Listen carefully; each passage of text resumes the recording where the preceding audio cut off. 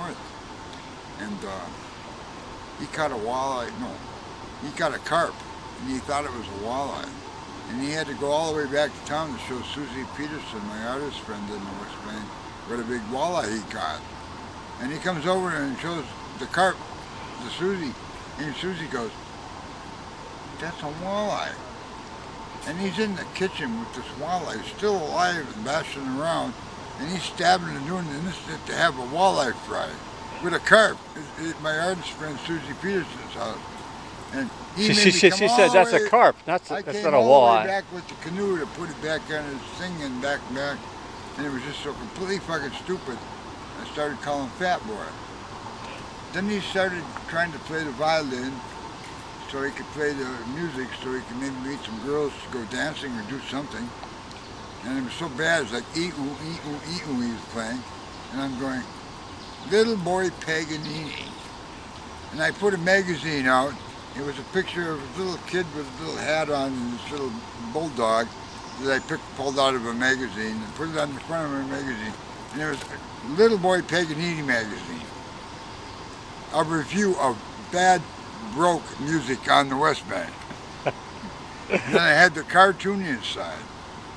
And that was more stupid because Hank was stupid. Well, he was a disabled veteran, but he thought he was a genius of the world. He could conquer mankind or something, and just, so he's my I call him, your inspiration. Wazinski was his name, so now I call him Glimpi Dumbinski. Oh, Glimpi Dumbinski, huh? So I changed him from Fat Boy to Little Boy Paganini to Glimpi Dumbinski. Uh-huh. And no matter what he does, try to be a success, he's a complete fucking failure. And there's nothing really bad about him but he's just a fuck up. One time he was working as armored car driver downtown. And he goes, "Fuck this job, fuck this damn, fuck this job." And he left the armored car sitting on 8th Street in Hennepin by Dayton's down there and just left the goddamn armored car there and said, "Fuck this job." And he walked away from me. I mean, that's why he's so funny. That's where cartoons come from. Because this one individual is just, he's about as nuts. He's still around. Oh yeah, he's got a dog now. Uh-huh. And the dog is taking care of Dumbinski. Or Wazinski is his real name, Henry Wazinski. Dumbinski. But I call him Glimpi Dumbinski.